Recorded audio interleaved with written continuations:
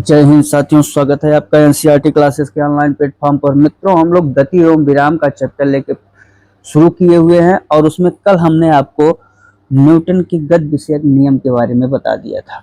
Newton के 3 गति विषयक नियम हैं, उन 3 नियमों को हमने बहुत अच्छे से आपको बताया हुआ है। आज हम लोग पढ़ेंगे संवेग संरक्षण का नियम। संवेग संरक्षण का जो नियम है ये कहता है कि अगर 2 पिंड समान हो, 2 पिंड क्या हो, समान हो और समान वेग से चल रहे हो और उस पर कोई बाह्य बल न लगाया जाए। मान लीजिए ये फर्स्ट गेंद है और ये सेकंड गेंद है। अब दोनों के जो द्रव्यमान है, भार है, वो समान है, लेकिन इस पर जो है बाह्य बल न इस पर लगा हो न बाह्य बल इस पर लगा हो। तो जब इन पिंडों पर बाह्य बल नहीं लगाया जाता है तो इसका जो संवेग होता है वो नियत है। तो अर्थात यहाँ से जो इसका संवेग होगा वही इसका संवेग होगा, मतलब फर्स्ट गेंद का और सेकंड गेंद का दोनों का जो संवेग होगा क्या होगा, नियत होगा। यहाँ से आपने क्या सीखा? यहाँ से आपने यह सीखा कि अगर 2 पिंड समान अवस्था में है और उस पर कोई बाह्य बल कार्य नहीं कर रहा है तो जो कुल संवेग है वो हमेशा क्या होगा, नियत होगा।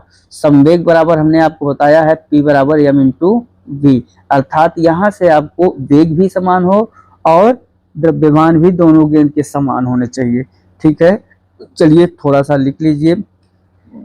एक या अधिक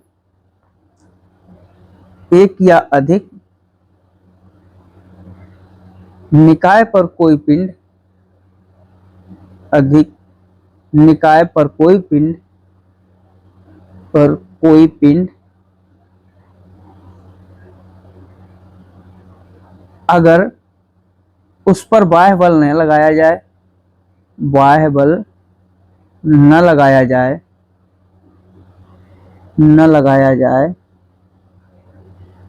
तो उसका कुल संवेग नियत रहता है। ठीक है, अभी जो हमने आपको बताया वही है संवेग संरक्षण का नियम। इसमें संवेग क्या होगा, कांस्टेंट कंडीशन में होगा, अर्थात जो इसका संवेग होगा वही इस वाली गेंद का संवेग होगा। चलिए नेक्स्ट लिखिए, अपकेंद्री बल। अपकेंद्री बल के बारे में हमने कल आपसे थोड़ा बहुत चर्चा की थी। अपकेंद्री बल जो है क्या होता है, मान लीजिए कोई पिंड, ये वृत्ताकार मार्ग है और इस वृत्ताकार मार्ग पर कोई पिंड गति कर रहा है। जब कोई पिंड इस पर गति कर रहा है तो ये जो आपका इस पिंड का केंद्र है, केंद्र की ओर लगने वाले बल को अपकेंद्री बल कहा जाता है। लिख लीजिए, जब कोई पिंड वृत्ताकार मार्ग पर गति करता है तब केंद्र की ओर लगने वाले बल को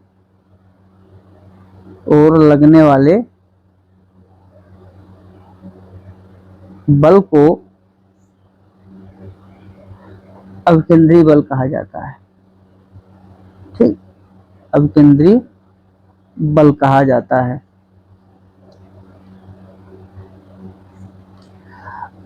अब इसके कई उदाहरण हैं, जैसे आप जो नाभिक होता है, नाभिक के चारों तरफ देखिए, नाभिक ये छोटा सा नाभिक है तो इसके चारों तरफ क्या लगेंगे, बल लगते हैं।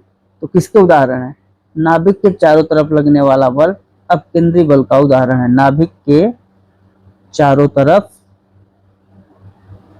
लगने वाला बल। ठीक है, इसी तरह उपग्रह जब चक्कर लगाता है किसका, ग्रह का, तो उसके चारों ओर घूमने के लिए जो गुरुत्वाकर्षण बल लगता है, उपग्रह ग्रह के चारों ओर जब चक्कर लगाता है, चक्कर लगाने पर लगने वाला गुरुत्वाकर्षण बल। तो आपने समझ लिया कि जब कोई पिंड वृत्ताकार मार्ग पर गति करेगा तो जो केंद्र की ओर जो बल लगता है उसे अभिकेंद्री बल कहते हैं। और इसका जो उदाहरण है, उदाहरण जरूर याद रखिएगा, यही पेपर में पूछा जाता है कि नाभिक के चारों तरफ जो बल लगता है वह किसका उदाहरण है। तो किसका उदाहरण हो जाएगा, अपकेंद्री बल का। उपग्रह के चारों तरफ लगने वाले बल किसके उदाहरण है? तो किसके उदाहरण हो जाएंगे? वो आपके हो जाएंगे अपकेंद्रीय बल का। ठीक इसी का विपरीत अपकेंद्रीय बल होता है। क्या होता है? अपकेंद्रीय बल।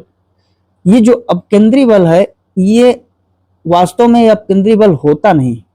जैसे कोई पिंड वृत्ताकार मार्ग पर गति करे, तो वृत्ताकार मार्ग पर गति करने के कारण जो है पिंड के अगर केंद्र की ओर एक बल लग रहा है, तो ये अपकेंद्रीय बल कहता है कि केंद्र के मतलब बाहर की ओर भी एक बल लगेगा। ये जो केंद्र है, जैसे वृत्ताकार मार्ग पर केंद्र की ओर गति लगता है, वैसे बाहर की ओर भी गति लगेगा। उसे क्या कहा जाता है? अपकेंद्रीय बल। वास्तव में ये बाहर की ओर कोई बल नहीं लगता, कोई बल नहीं लगता, इसलिए अपकेंद्रीय बल को क्या कहा जाता है? छद्म बल भी कहा जाता है। तो इसको भी लिख लीजिए। यदि कोई पिंड वृत्ताकार मार्ग पर गति करती है,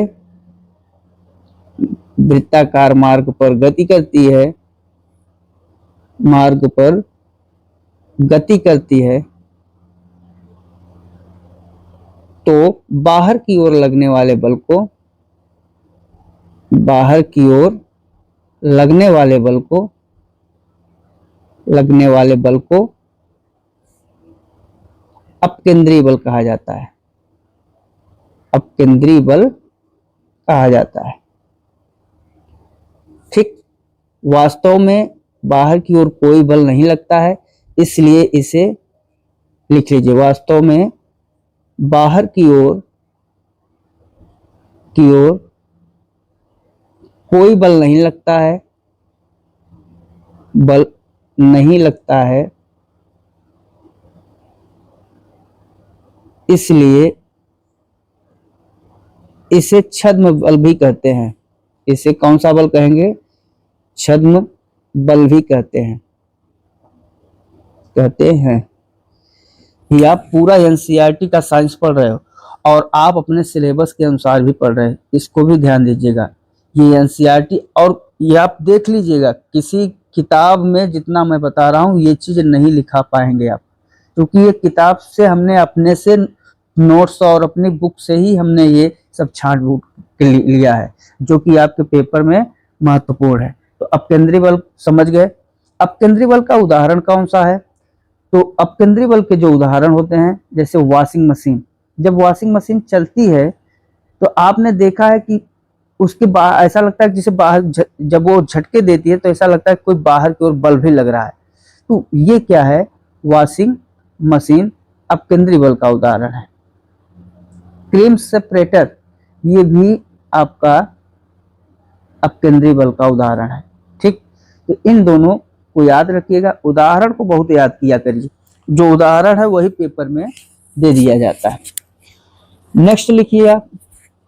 नेक्स्ट आपका है बल आघूर्ण। बल आघूर्ण, बल आघूर्ण क्या होता है?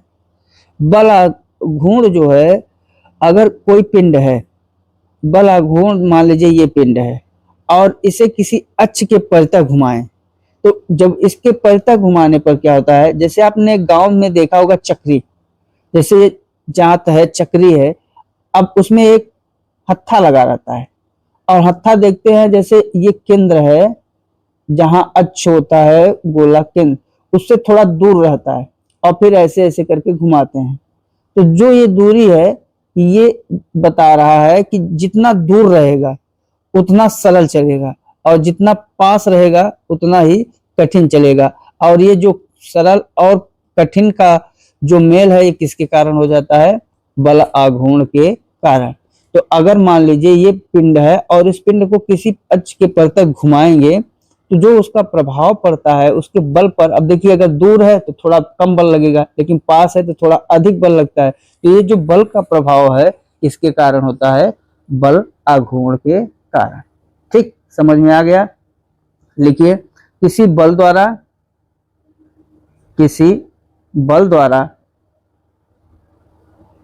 पिंड को किसी अक्ष के परितः घुमाने पर, को किसी अक्ष के परितः घुमाने पर, परितः घुमाने पर या घुमाने के प्रभाव, को उस पिंड का बल आघूर्ण कहते हैं। समझ में आया? बल आघूर्ण कहते हैं। बल आघूर्ण को लैम्डा इस ढंग से बनता है।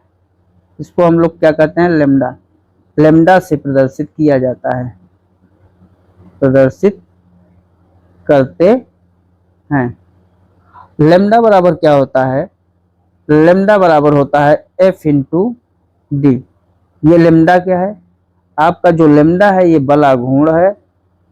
लैम्डा को हम लोग क्या कहेंगे? बल आघूर्ण।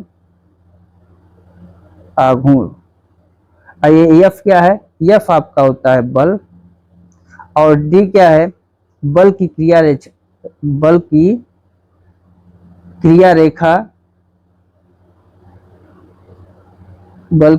रेखा से अक्ष की लंबवत दूरी से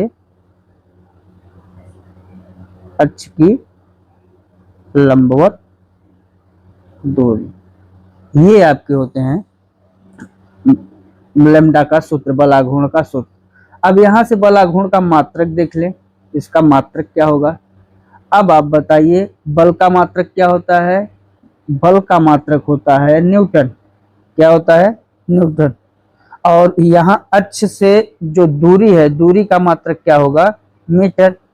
तो इसका जो बल आघूर्ण का मात्रक क्या हो जाएगा? Newton into metre. बल आघूर्ण के बीमा के बारे में बात करें तो इसकी बीमा क्या होगी? अब न्यूटन किसका मात्रक है? बल का। और बल का मैंने बीमीय सूत्र आपको बताया है mLT पर पावर -2, यही बताया है mLT पर पावर -2। और ये मीटर का जो मात्रक होता है, बीमा होता है L।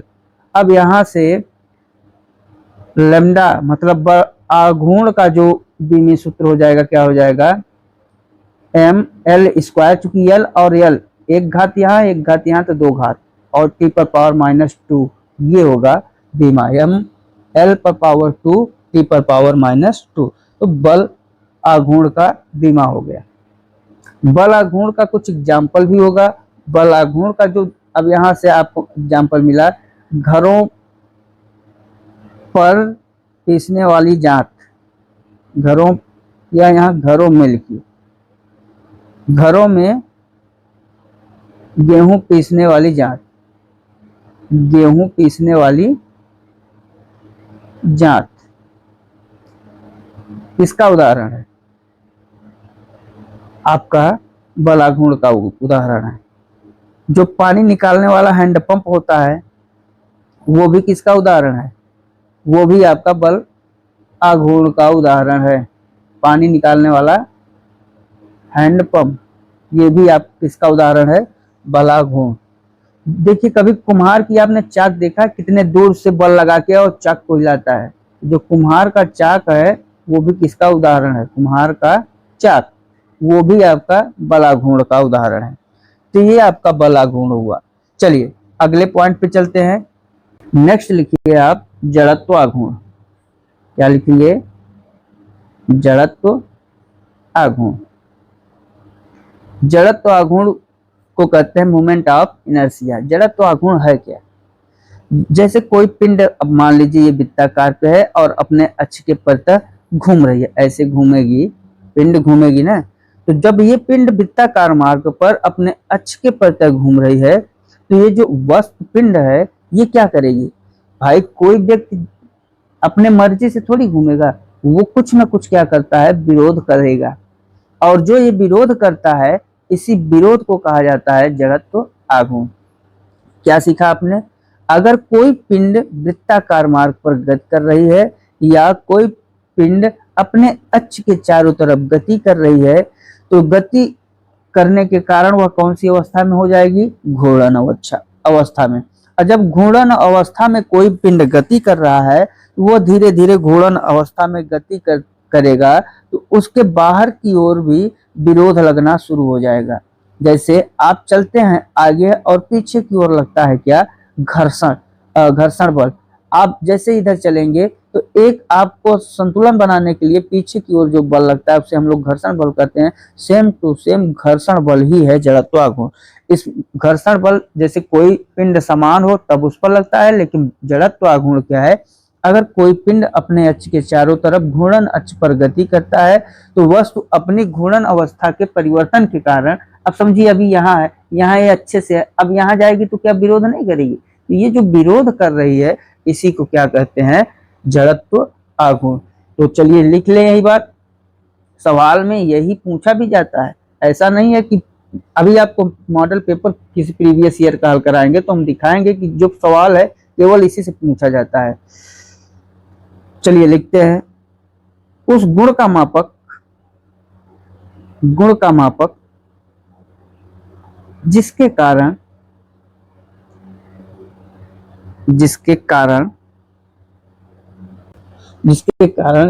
किसी अक्ष पर घूर्णन करती हुई वस्तु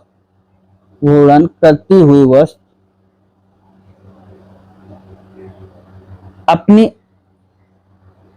घूर्णन अवस्था में होने वाले परिवर्तन का विरोध करती है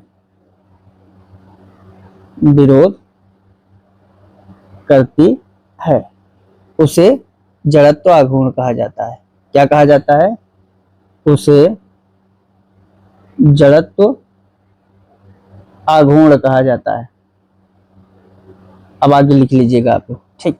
ये जो जड़त्व आघूर्ण है, ये जड़त्व आघूर्ण पिंड के किस पर निर्भर होगा, क्योंकि पिंड का जो द्रव्यमान होगा वही डायरेक्ट इसको क्या करेगा, प्रभावित करेगा। इसलिए जो जड़त्व आघूर्ण है, जड़त्व आघूर्ण किस पर निर्भर रहता है, द्रव्यमान पर निर्भर होता है। अब यहीं से आपके सवाल बने, द्रव्यमान पर निर्भर होता है, ठीक। जड़त्व आघूर्ण किस पर निर्भर होगा, द्रव्यमान पर। और जड़त्व आघूर्ण किस पर निर्भर होगा, द्रव्यमान वितरण पर, ठीक।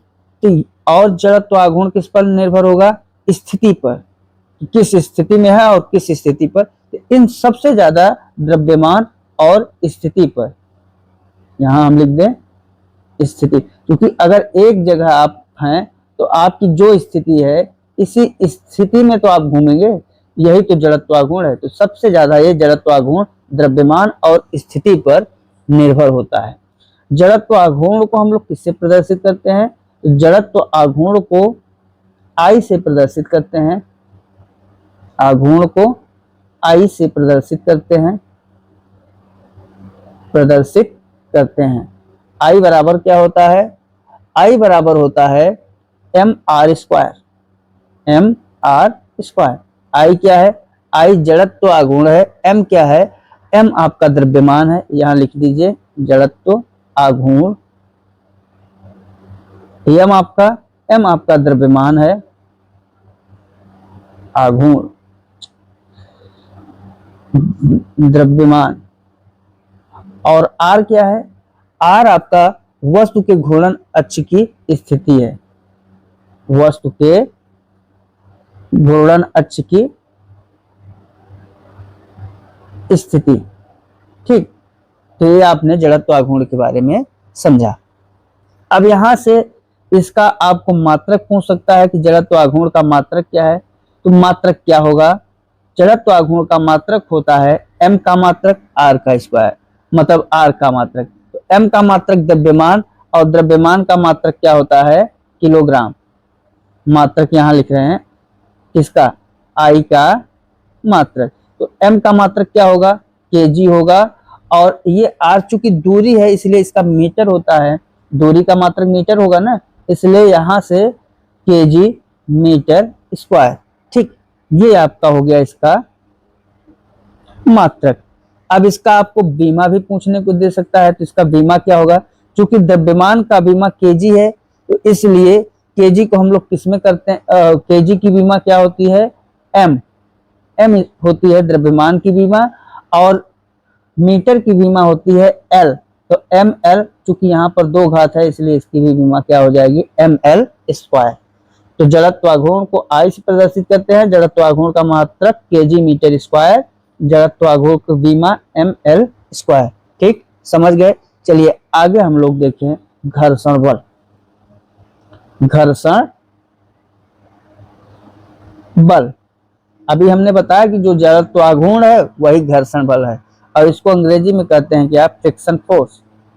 Friction force, force. ठीक, घर्षण बल क्या है, बस वही 2 वस्तुएं अगर आपस में चल रही हैं, तो अगर चल रही हैं इधर तो इनके पीछे की ओर भी क्या लगता है, एक बल लगता है, और जब ये बल लगता है इन बल को ही क्या कहते हैं, घर्षण बल कहते हैं, या इन गतियों के वास्तविक चाल का विरोध करने वाले बल को भी क्या कहेंगे, घर्षण बल कहेंगे। चलिए लिख लीजिए, वह बल जो दो वस्तुओं के संपर्क सतह पर कार्य करता है तथा पारस्परिक गति का विरोध करता है, तथा पारस्परिक गति का विरोध करता है, उसे घर्षण बल कहते हैं। बस इतना ही लिखिए, घर्षण करता है। ठीक, घर्षण बल के प्रकार, तो घर्षण बल के 3 प्रकार होते हैं। बस घर्षण बल के कितने प्रकार, अब उसे घर्षण बल कहते हैं, आप लोग लिख लीजिएगा। कितने प्रकार होते हैं, 3। कौन कौन से, स्थैतिक घर्षण बल, दूसरा होता है सीमांत घर्षण बल, और तीसरा आपका होता है गतिक घर्षण बल। तो आपके कितने घर्षण बल हो गए, 3। कौन कौन से, स्थैतिक घर्षण बल, सीमांत घर्षण बल और गतिक घर्षण बल। ठीक, यहां से सवाल जो है बहुत कम पूछा जाता है, लेकिन आप अपने जानकारी के लिए कुछ याद रखिए। ठीक, तो ये आपका घर्षण बल के बारे में हो गया। इसका मात्रक क्या होगा, घर्षण बल का मात्रक वही होगा जो कि बल का मात्रक होता है। तो ये चीज आप लोग ध्यान में रखिएगा।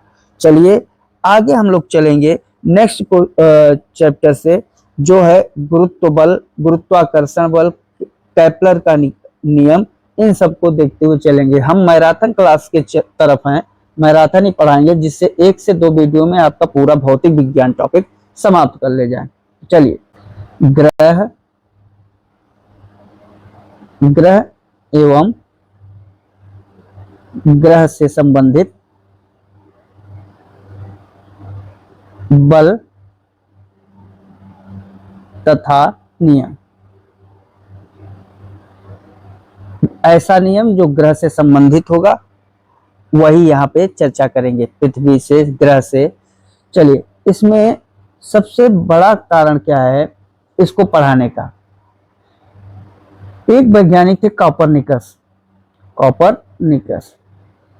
कॉपरनिकस सबसे पुराने वैज्ञानिक।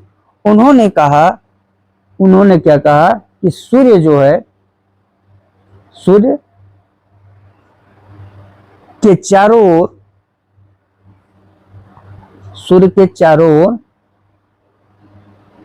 चक्कर लगाते हैं,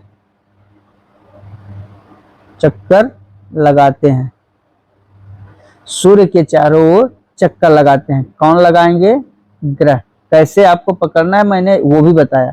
कॉपरनिकस ने क्या कहा, सूर्य के चारों ओर चक्कर लगाते हैं। कौन, ग्रह। ग्रह सूर्य के चारों ओर चक्कर लगाते हैं। इसको थोड़ा सा समझिए, ये आपका सूर्य हुआ, क्या हुआ, सूर्य, और ये आपके हुए ग्रह। तो ग्रह और ये क्या है, सूर्य। तो कॉपरनिकस ने क्या कहा कि ग्रह सूर्य के चारों तरफ क्या करते हैं, चक्कर लगाते हैं। अब जिस समय यह अवधारणा दी गई, उस समय पूरे भूमंडल पर जितने वैज्ञानिक थे सबके अंदर भूचाल सा आ गया कि बताइए सूर्य के चारों तरफ ग्रह चक्कर लगा रहे हैं। फिर गैलीलियो ने क्या किया कि उन्होंने दूरबीन से देखा तो ये सही लगा कि सूर्य के चारों ओर ग्रह चक्कर लगाते हैं। इसके पहले जो धारणा थी, इसके पहले जस्ट अपोजिट धारणा थी। और कॉपरनिकस का ये कहना ग्रह सूर्य के चारों ओर चक्कर लगाते हैं, पूरे भूवैज्ञानिकों के मन में बहुत बड़ा सवाल पैदा हुआ। क्योंकि पहले जब क्या था, पहले विज्ञान को भी हम धर्म से जोड़ लेते थे और भूगोल को भी धर्म से ही जोड़ा जाता था, क्योंकि भूगोल भी कुछ विज्ञान का ही पार्ट है।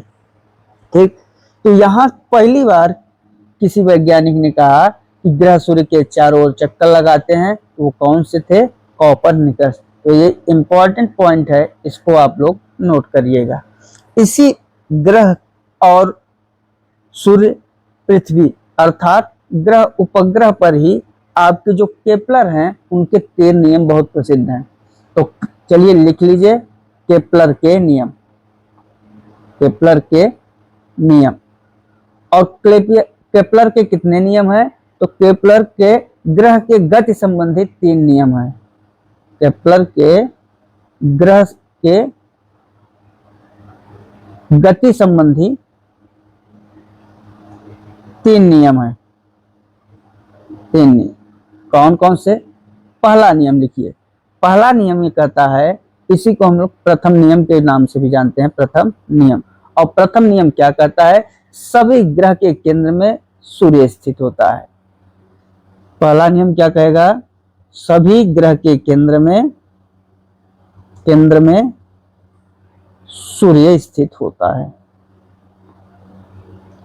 स्थित होता है। इसका मतलब समझिए, अर्थात केपलर साहब समझाना चाह रहे हैं कि आपके ये जो ग्रह हैं, ये ग्रह क्या करेंगे? चक्कर लगाएंगे, लेकिन सबका जो केंद्र बिंदु है वो क्या है? आपका सन। सभी ग्रह के केंद्र में क्या उपस्थित होता है? सूर्य। सूर्य के चारों ओर ग्रह वृत्ताकार कक्षा में क्या करते हैं? चक्कर लगाते रहते हैं। ये सब ग्रह हैं और सूर्य के चारों तरफ क्या कर रहे हैं? चक्कर लगा रहे हैं। ये केपलर का प्रथम नियम कहता है। केपलर का द्वितीय नियम क्या कहता है? केपलर का द्वितीय नियम, केपलर का जो द्वितीय नियम है, द्वितीय नियम कहता है कि सभी समान समय अंतराल में, सभी, या यहां से ऐसे लिखिए, समान समय अंतराल में, समान समय अंतराल में सभी ग्रह समान क्षेत्रफल तय करते हैं। सभी ग्रह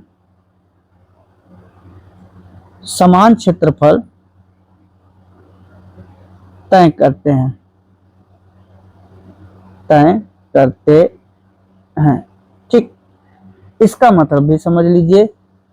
इसमें केपलर का कहना यह है कि जैसे ये आपका हुआ सूर्य और इसके चारों तरफ चक्कर लगा रहे हैं ग्रह। कौन चक्कर लगा रहे हैं? ग्रह। एक ग्रह, 2 ग्रह। तो ये जो चक्कर लगा रहे हैं, इन सभी ग्रहों का जो क्षेत्रफल है वो क्षेत्रफल क्या होगा? कांस्टेंट रहेगा, नियत रहेगा। अर्थात जितना, ये नहीं है कि ये पास है ये दूर है, ऐसा नहीं। सभी ग्रह समान समय अंतराल में समान क्षेत्रफल तय करेंगे, ठीक। तो इसको बहुत केपलर का द्वितीय नियम कहते हैं। इन सबको रखिए। नेक्स्ट तीसरा नियम क्या कह रहा है केपलर का? केपलर का तृतीय नियम है, केपलर का तृतीय नियम। और केपलर का जो तृतीय नियम है ये कहता है कि किसी भी ग्रह का आवर्तकाल, किसी भी ग्रह का आवर्तकाल के बारे में बताएंगे, कोष्टक में टी लिख लीजिए। आवर्तकाल, किसी भी ग्रह का आवर्तकाल का वर्ग सूर्य के औसत दूरी के घन के के घन के समानुपाती होता है, समानुपाती होता है। इसका मतलब समझिए कि क्या कहना चाह रहे हैं केपलर। केपलर कह रहे हैं किसी ग्रह का आवर्तकाल अर्थात टी ये होता है समानुपाती अर्थात प्रोपोर्शनल किसके होता है, सूर्य के औसत दूरी आर, आर के घन, घन मतलब क्यूब, क्यूब के समानुपाती होता है। अर्थात यहां से आपने क्या निकाला, टी प्रोपोर्शनल आर क्यूब। ठीक, आवर्तकाल क्या है, आवर्तकाल एक चक्कर ग्रह द्वारा सूर्य की जो लगाई जाती है उसी को आवर्तकाल कहते हैं। टी क्या है, एक चक्कर, एक चक्कर ग्रह द्वारा सूर्य की लगाए जाने का समय, सूर्य की लगाए जाने का समय। अर्थात एक ग्रह सूर्य का एक चक्कर लगाने में जितना समय यूज करेगा उसे क्या कहेंगे, आवर्तकाल। तो यहां से क्या निकल के आया, टी इनवर्सली प्रोपोर्शनल, आवर्तकाल का वर्ग है, ध्यान दीजिएगा वर्ग है, किसी भी ग्रह का आवर्तकाल का वर्ग, आवर्तकाल मतलब टी स्क्वायर, इनवर्सली नहीं प्रोपोर्शनल सूर्य के औसत दूरी के घन के समानुपाती होता है। प्रोपोर्शनल सूर्य के औसत दूरी के घन के समानुपाती या अनुपाती होता है। अब यहां से जो टी है, टी क्या है, मान लीजिए कोई ग्रह, मान लीजिए ये आपका सूर्य है और ये ग्रह चक्कर लगा रहा है, तो ग्रह द्वारा सूर्य का एक चक्कर लगाने में जो समय होता है उसी समय को क्या कहते हैं, आवर्तकाल कहते हैं। ठीक, समझ में आ गया। नेक्स्ट चलिए, नेक्स्ट लिखिए गुरुत्व बल। गुरुत्व बल, गुरुत्व बल क्या है, गुरुत्व बल उसे कहते हैं जिसमें एक पिंड आपका हमेशा क्या होगा, एक पिंड पृथ्वी होगा और दूसरा पिंड कुछ भी हो सकता है, कुछ भी। ठीक, तो एक पिंड इसमें पृथ्वी निश्चित है, उसके बाद दूसरा पिंड कोई भी वस्तु हो सकती है। इन दोनों के बीच जो आकर्षण बल लगता है, आकर्षण बल, इसी को क्या कहते हैं, गुरुत्व बल कहते हैं। अर्थात पृथ्वी और किसी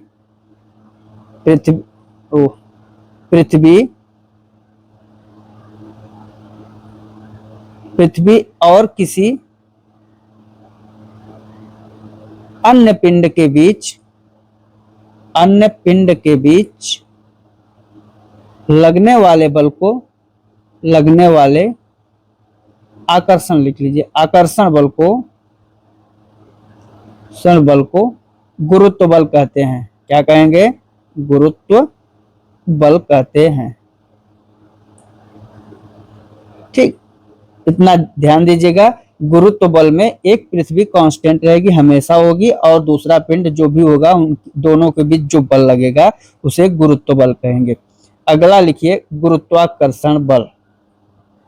गुरुत्वाकर्षण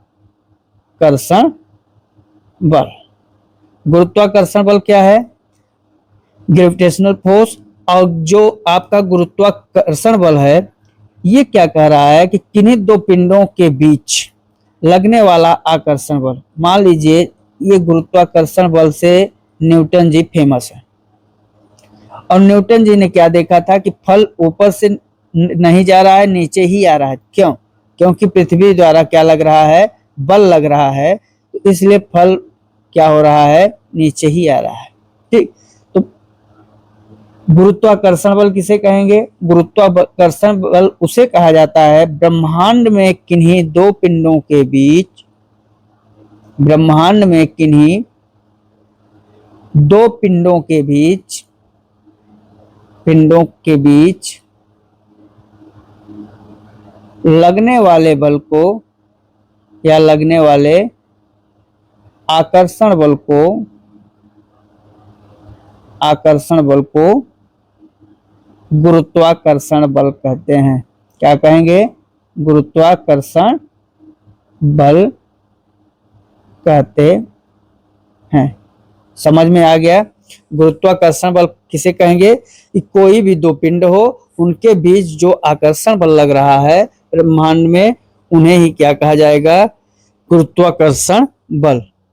चलिए आगे देखते हैं न्यूटन का गुरुत्वाकर्षण नियम। वही चीज आ गया आपको, न्यूटन का गुरुत्वाकर्षण नियम। और न्यूटन का जो गुरुत्वाकर्षण नियम है क्या कहता है, न्यूटन का जो गुरुत्वाकर्षण नियम है ये कहता है कि जी बराबर, पहले लिख लें, एफ बराबर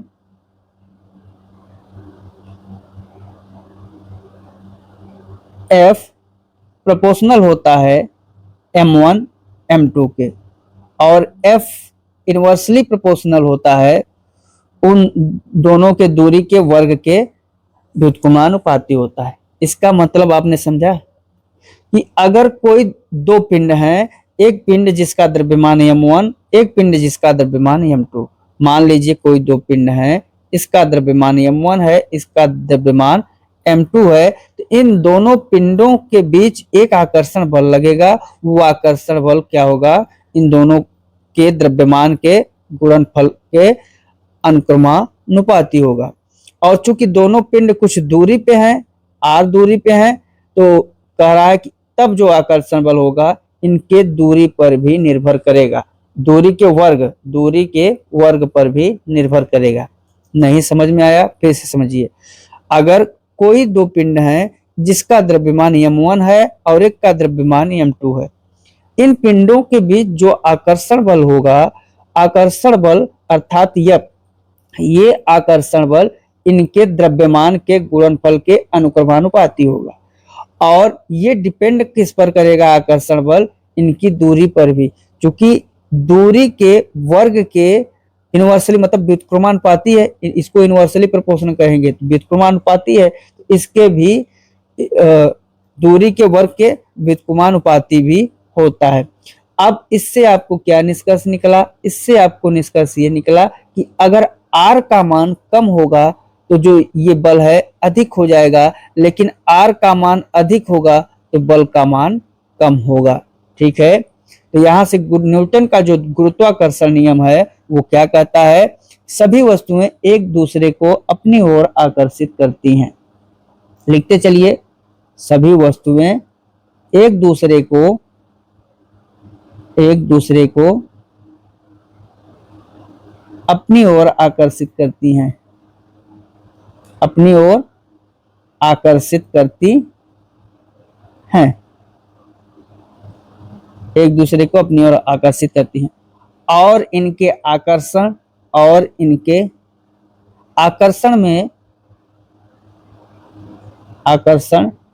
में लगने वाला बल, जो लगने वाला बल है उस पिंड के द्रव्यमान के वही गुणनफल के द्रव्यमान के गुणनफल के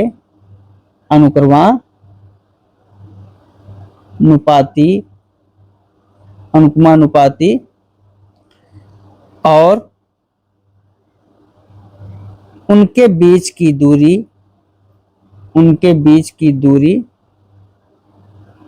के वर्ग के व्युत्क्रमानुपाती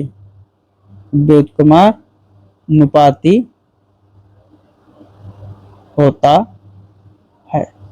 यहां से आपने क्या पाया, आपने एक पाया F proportional m1 into m2, और दूसरा आपने क्या पाया, F inversely proportional r square. जब इसको इनवर्सली प्रोपोर्शनल कहेंगे तो डायरेक्ट r स्क्वायर कहेंगे, और जब इसको F प्रोपोर्शनल कहेंगे तो 1/r स्क्वायर कहेंगे। यहां से अगर मैं दोनों को देखूं तो मैं इस ढंग से भी कर सकता हूं, F proportional m1 into m2 अपान r स्क्वायर, ये भी लिख सकता हूं। या ये जो प्रोपोर्शनल है इसको हटाने के लिए मैं एक कांस्टेंट रख दूं, F बराबर g m1 m2 अपान r स्क्वायर, और यही क्या होता है, यही गुरुत्वाकर्षण नियतांक है। इसको क्या कहते हैं, गुरुत्वाकर्षण नियतांक। इतना ध्यान दीजिएगा कि क्या है गुरुत्वाकर्षण नियतांक। इस पर हमेशा सवाल आता है, इस पर क्या आएगा, सवाल आएगा। सवाल कैसे आते हैं, एक सवाल के माध्यम से हम लोग देख भी लें। जैसे मान लीजिए दो पिंड हैं, एक पिंड 6 केजी का है, दूसरा पिंड 3 केजी का है। इसका बताना है कि इनके बीच जो गुरुत्वाकर्षण बल लग रहा है और इनके बीच की जो दूरी है वो कितने मीटर की है, 3 मीटर की। तो इसका आपको बताना है गुरुत्वाकर्षण बल कितना है। दो पिंड, एक पिंड का द्रव्यमान 6 किलोग्राम, दूसरे पिंड का द्रव्यमान 3 किलोग्राम है। इनके बीच की दूरी कितनी रखा गया है, 3 मीटर। इसके बीच लगने वाले गुरुत्वाकर्षण बल का मान क्या होगा, ये सवाल है। अब इसको हल करिए। हमने आपको सारा सूत्र बता दिया है, वहां से इसको हल करते चलिए देखते हैं। F बराबर क्या हो जाएगा, F बराबर आपके पास जो सूत्र है वो सूत्र है F बराबर G(m1 m2 अपान r स्क्वायर। अब यहाँ से m1 का मान आपके पास है 6, m2 का मान 3 और r का मान कितना है 3। तो यहाँ से रख दीजिए G 6 इंटू 3 अपान r स्क्वायर कितना होगा 3 का स्क्वायर। एक 3 से एक 3 का स्क्वायर का मतलब 3 गुणित 3 ही तो हुआ। एक 3 से एक 3 कट गया, 3 1 का 3, 3 दूनी 6। तो F बराबर आपने क्या पाया, F बराबर 2G पाया। ये जो G है, G का मान होता है 6.67 गुणित 10 पर घात ऋण 11 न्यूटन मीटर स्क्वायर। इसको याद रख लीजिएगा, ये जरूरी है और इसका मान हर जगह नियत रहता है। जो G है, G का मान कितना होता है 6.67 गुणित 10 पर घात ऋण 11, ठीक, ऋण 11। इसको याद रख लीजिएगा। तो यहां से G का मान आप अगर रख देंगे तो F बराबर 2 इंटू 6.67 गुणित 10 पर घात ऋण 11। और जब आप इसको हल करेंगे तो 6 2 सते 14, 2 छंग 12 और एक 2 सते 14, 2 छंग 12, एक 13, 2 छंग 12, एक 13, 13.34 इंटू 10 पर पावर -11 न्यूटन। ये कुछ समथिंग आएगा, ठीक। तो इस ऐसे ही सवाल भी देता है गुरुत्वाकर्षण बल पर। चलिए नेक्स्ट देखते हैं। नेक्स्ट हम लोग जाने गुरुत्वीय त्वरण। गुरुत्वीय त्वरण, गुरुत्वीय त्वरण किसे कहेंगे। गुरुत्वीय त्वरण जानने से पहले हम लोग त्वरण के बारे में जाने। त्वरण क्या है, समान समय अंतराल में जो वेग परिवर्तन की दर होता है उसे क्या कहते हैं, त्वरण। अब चलिए समझते हैं, क्या समय अंतराल में वेग परिवर्तन की दर को क्या कहते हैं, समय। देखिए ये क्या है आपका पृथ्वी, और यहां समझिए कोई वस्तु है। अगर वस्तु जो है ऊंचाई से गिर रहा हो किधर, पृथ्वी की तरफ या पृथ्वी पर, तो इसका जो वेग है क्या होगा। जब कोई वस्तु मान लीजिए ऊंचाई से नीचे की ओर आएगा तो वेग क्या होगा, वेग हमेशा बढ़ेगा कि नहीं बढ़ेगा, वेग बढ़ेगा, वेग बढ़ेगा। इसी प्रकार आइए मैं दूसरा पिंड आपको दिखाऊं। ये वायु में, ये आपका है कागज और ये आपका है लोहा, लोहा कागज। अब आप समझिए एयर में है दोनों। अब आप समझिए, और नीचे आपकी पृथ्वी है। पृथ्वी पर सबसे पहले कौन गिरेगा, कागज गिरेगा कि लोहा गिरेगा, अपने से अंदाजिए। आपने तुरंत कहा कि सर लोहा पहले गिरेगा। तो लोहा पहले क्यों गिरेगा, क्योंकि इसका जो गुरुत्वीय त्वरण है, चूंकि पृथ्वी की बात हो रही है इसलिए गुरुत्वीय त्वरण हमने कहा। यहाँ एक पिंड तो हमेशा पृथ्वी है ना यहाँ पे, तो इसका जो गुरुत्वीय त्वरण है वो अधिक लगेगा और कागज जो है बाद में गिरेगा, चूंकि इसका जो गुरुत्वीय त्वरण है कम लगेगा। लेकिन यही दोनों चीज निर्वात में कर दें तब, तो निर्वात में क्या होगा, निर्वात में जब एयर नहीं है, एयर न होने पर कागज और लोहा दोनों एक साथ गिरेंगे। इतना ध्यान दीजिएगा, दोनों एक साथ। मेरा बताने का यहाँ मतलब आप लोगों ने नहीं समझा।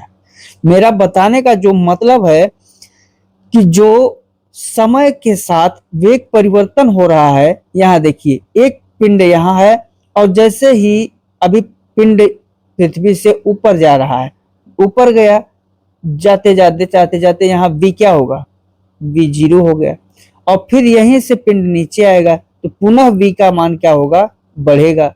यहाँ भी देखिए कागज इतने ऊपर पे है और लोहा भी इतने ऊपर है। यहाँ जाते जाते पिंड का मान v बराबर 0 और यहाँ भी v बराबर 0। तो जैसे ही पिंड नीचे आ रहे हैं, इनके मान में क्या हो रही है, बढ़ोतरी हो रही है।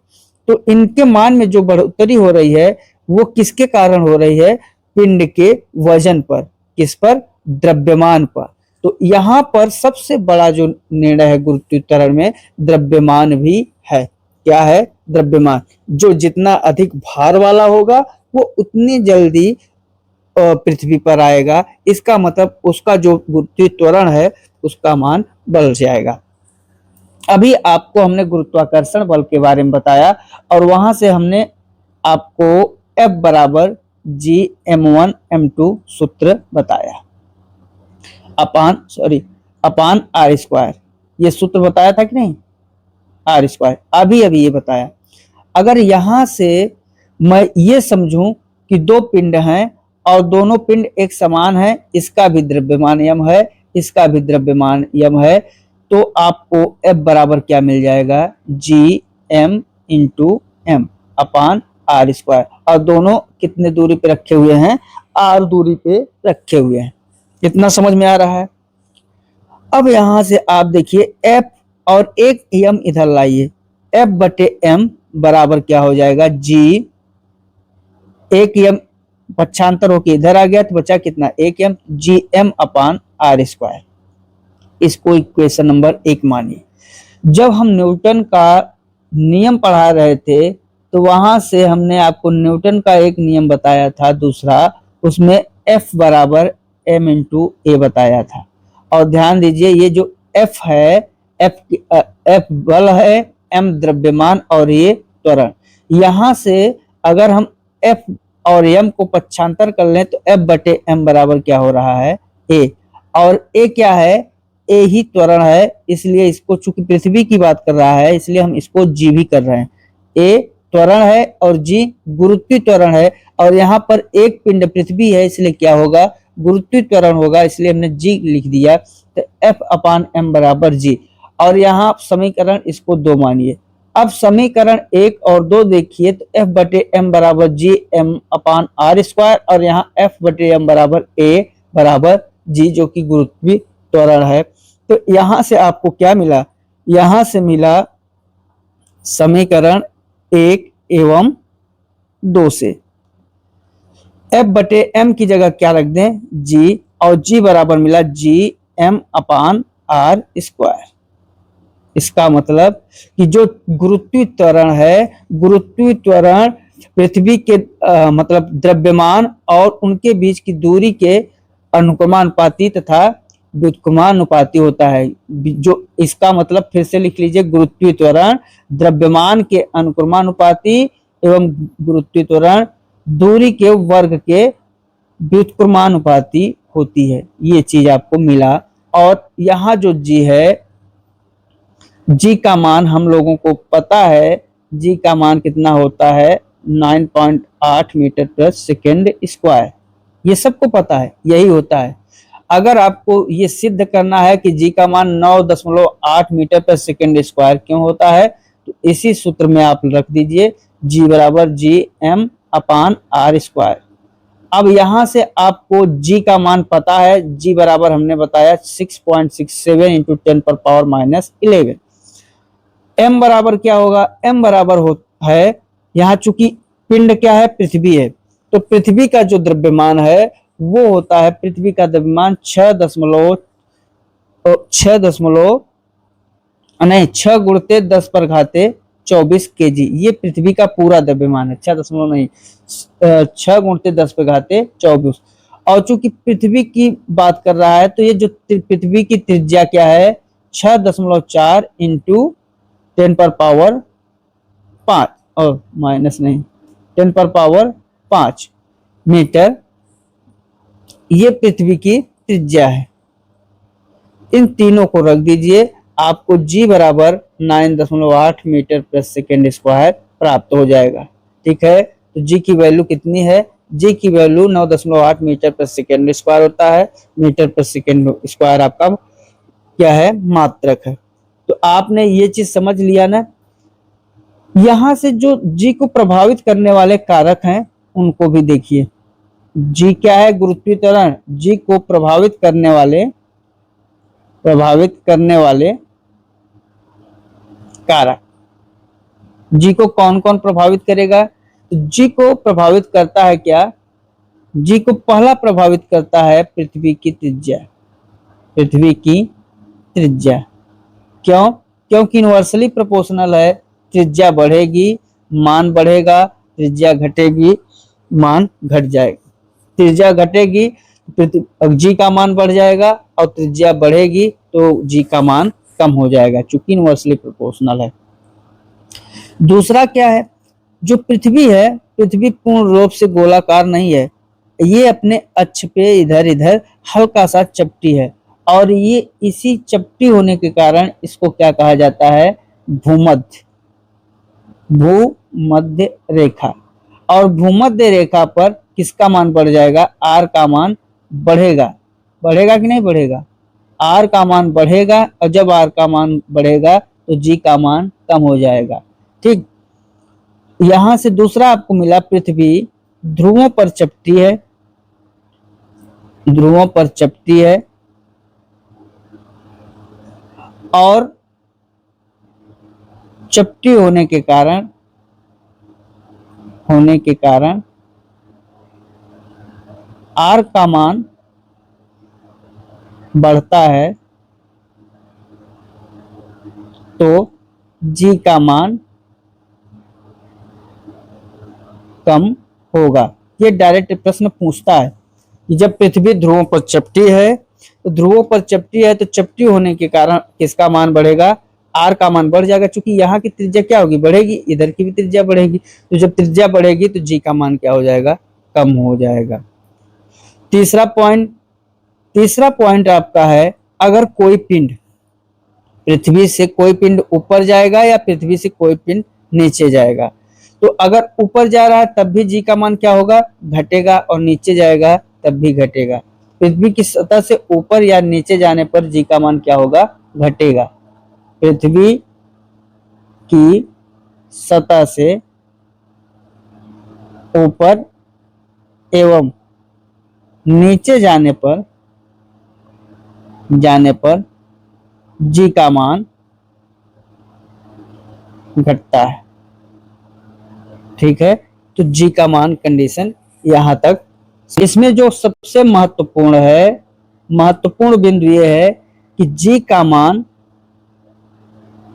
पृथ्वी की सतह पर सर्वाधिक होता है।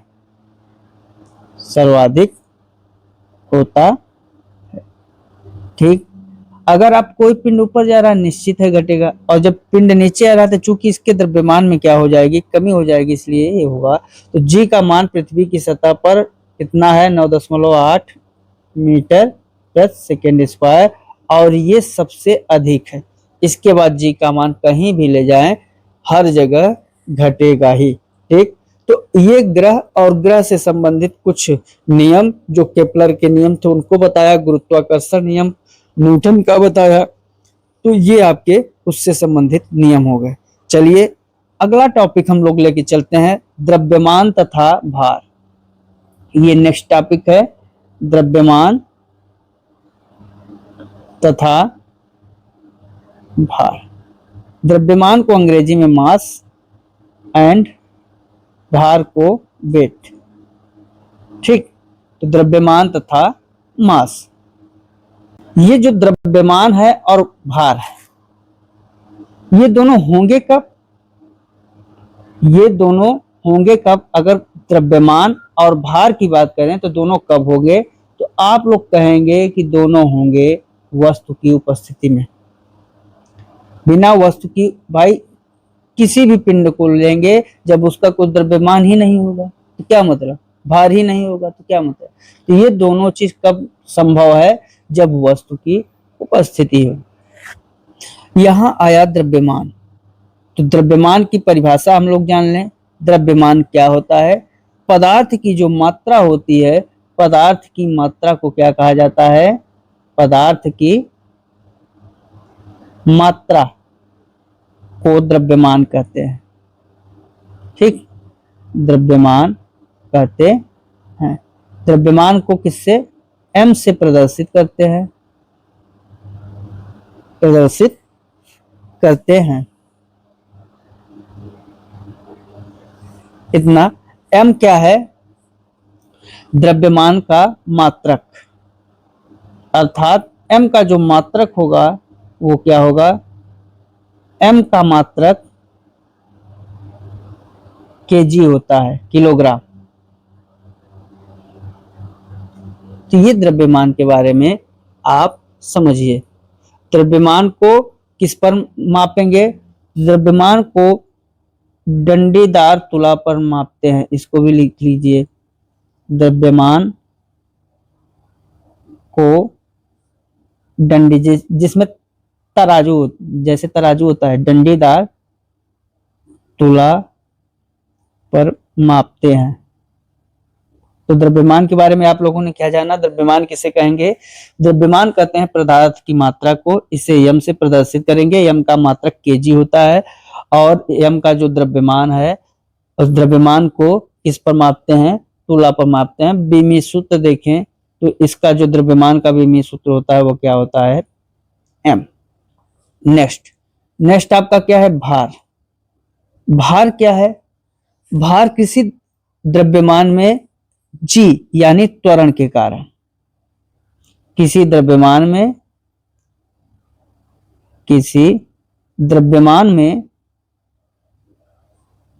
त्वरण के कारण आरोपित बल को भार कहा जाता है। आरोपित बल को वस्तु का भार कहा जाता है। ठीक है।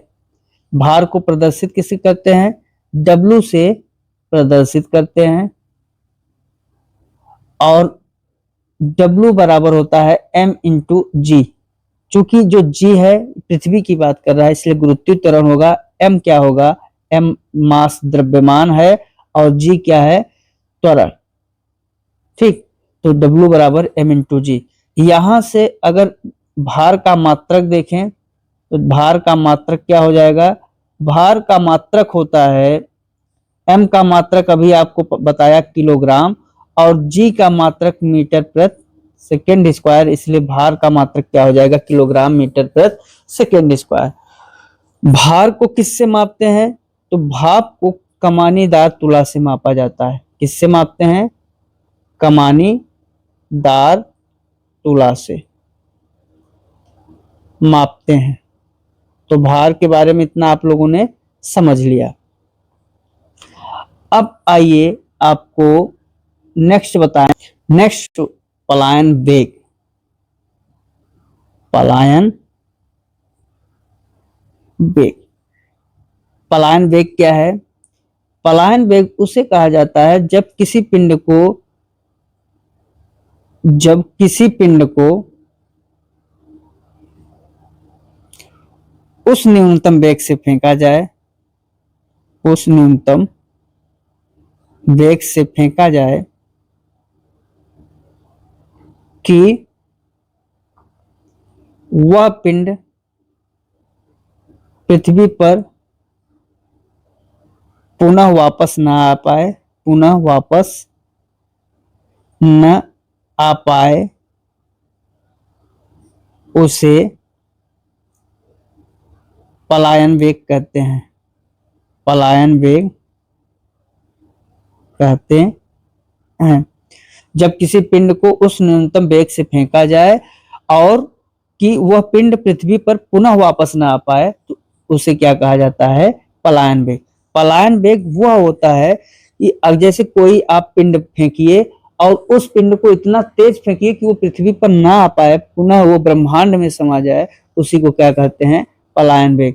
इसे प्रदर्शित किससे करेंगे? क्योंकि वेग का मामला है तो वेग को किससे प्रदर्शित करते हैं? v से। v से प्रदर्शित करते हैं। v बराबर क्या होता है? √2gr। अब आपको पता है √2gr, यहाँ जो g है, g गुरुत्वीय त्वरण है और r क्या है? त्रिज्या है। पलायन वेग का जो मान है वो मान 11.2 किलोमीटर प्रति सेकेंड निकला हुआ है। ध्यान दीजिएगा, जब आप इसमें सबका मान रख देंगे यही आएगा, v बराबर 11.2 किलोमीटर प्रति सेकेंड। ये पलायन वेग का मान होता है। अगर प्रति सेकेंड 11.2 मीटर प्रति सेकेंड की रफ्तार से किसी भी पिंड को आप फेंक देंगे तो वो पिंड कभी पृथ्वी पर नहीं आएगा, वो क्या हो जाएगा? पृथ्वी के बाह्य क्षेत्र से बाहर हो जाएगा। ठीक, तो ये आपका हुआ पलायन वेग का कहां पर? पृथ्वी पर मान। अगर बात करें चंद्रमा पर पलायन वेग का मान कितना होता है? चंद्रमा पर पलायन वेग सर्वाधिक पलायन वेग कहां? पृथ्वी पर पलायन वेग। चंद्रमा पर जो पलायन वेग होता है, चूंकि चंद्रमा पर पलायन वेग का मान होता है 2.4 किलोमीटर प्रति सेकेंड। किलोमीटर प्रति सेकेंड, बस ऐसे याद करिए, ये ऐसे ही पूछा जाता है। क्योंकि चंद्रमा का जो चंद्रमा का गुरुत्वीय त्वरण है कितना है? 1.7 मीटर प्रति सेकेंड स्क्वायर, चंद्रमा का गुरुत्वीय त्वरण। और चंद्रमा की जो त्रिज्या है कितना है? चंद्रमा की त्रिज्या वो r बराबर 1740 किलोमीटर है। तो अब आप इन दोनों का मान सूत्र में रख देंगे, v बराबर √2gr में, तो आपको चंद्रमा का पलायन वेग निकल आएगा। ठीक है, तो मित्रों आज हम लोगों ने इन सब के बारे में जानने की कोशिश की। साथियों अगले क्लास में हम लोग आवर्त काल, आवर्त गति और दोलन गति के बारे में पढ़ेंगे। मित्रों आज आपको जितना पढ़ाया गया है वो सब के सब एनसीईआरटी स्रोत से लिया गया है। एनसीईआरटी के साथ साथ एससीईआरटी स्रोत भी कुछ शामिल हैं। ये आपके पेपर में हमेशा महत्वपूर्ण भूमिका निभाएंगे। मित्रों इनको बहुत अच्छे से पढ़ लीजिएगा, एक बार आप पढ़ लीजिएगा, नोट्स बना लीजिएगा, उसके बाद प्रश्नों की प्रैक्टिस करना है, वो भी आपको मॉडल पेपर के माध्यम से कराया जा रहा है। इतना कर लेंगे 100% श्योर हैं कि आपके विज्ञान के प्रश्न गलत नहीं होंगे। तो चलिए आज यहीं तक, मिलते हैं अगले वीडियो में, तब तक के लिए जय हिंद, जय भारत, वंदे मातरम।